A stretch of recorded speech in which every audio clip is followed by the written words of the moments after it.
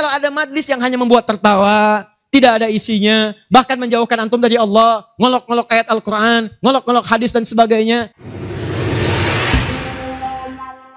Di Ibnu Majah nomor hadis 233 dari sahabat Abu Darda, orang yang menuntut ilmu itu teman-teman sekalian langsung, ya, wa innal malaikata la tadau ajnihataha ridwan li talibil ilmi, mendapatkan ridha malaikat, mendapatkan ridha malaikat. Jadi antum jangan dikira biasa nih, dari sejak berangkat sampai ke sini itu malaikat menaungi antum, membentangkan sayapnya.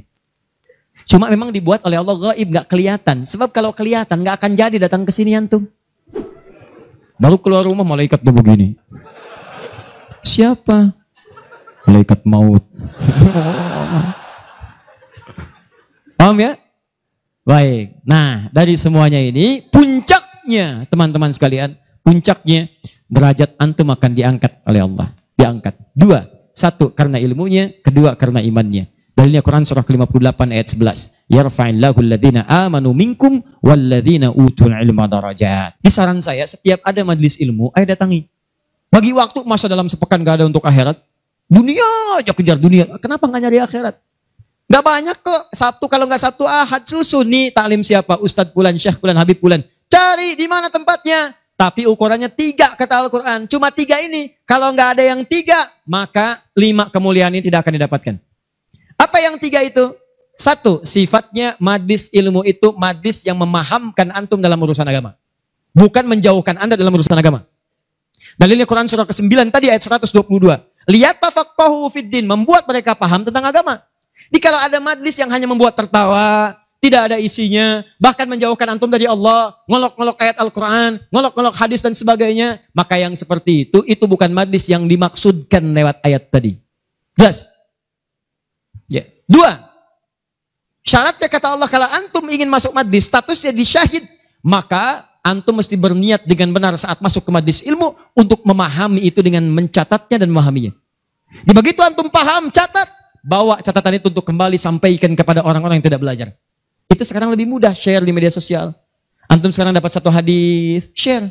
Begitu di-share ada daripada share yang tidak jelas. Bikin status. Begitu antum share ke teman-teman antum pengusaha, mereka semangat semua. Semangat. Antum jangan lupa begitu diinjakan kaki bekerja karena Allah, setiap tapak itu pahala. Kirimkan ayatnya. Kawan-kawan, Quran surah ke-4 ayat 34, berita gembira untuk kita. Niatkan yuk karena Allah. Begitu di-share, mereka lihat 10 orang meniatkan karena Allah. Antum dapat bagian pahalanya tanpa dikurangi sedikit. Kirim. Jelas? Saya sedikit detilkan. Mengangkat ilmu dan iman itu bersamaan disebutkan. Yarfa'illahu alladhina amanu minkum walladhina utul ilma darajat.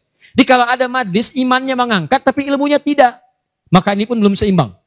Atau ilmunya luas tapi iman gak terangkat. Ini jadi masalah. Apa ciri orang terangkat imannya? Maka dia gemar menunaikan amal soleh. Maka jika anda menemukan majlis-majlis mendorong anda mengerjakan amal soleh, ikuti majlis itu. Dan saya katakan pada anda, kalau materi saya tidak membuat anda dekat dengan Allah, membuat anda terbuka untuk beramal soleh, tinggalkan saya. Cari ustadz yang lebih baik. Saya bukan ustadz seperti yang disyarat oleh Al-Quran. Cari majlis lain. Tapi cari ustadz-ustadz yang membuat anda dekat dengan Allah. Cari. Kedua, ilmu anda meningkat.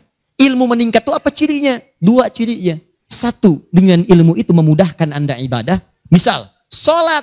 Belajar sampai paham bacaan dan gerakan sholat. Supaya mudah ibadahnya, khusyunya dapat. Ini kan ada sindiran di Quran, kata Allah, banyak orang sholat gak paham bacaan dan gerakan sholat.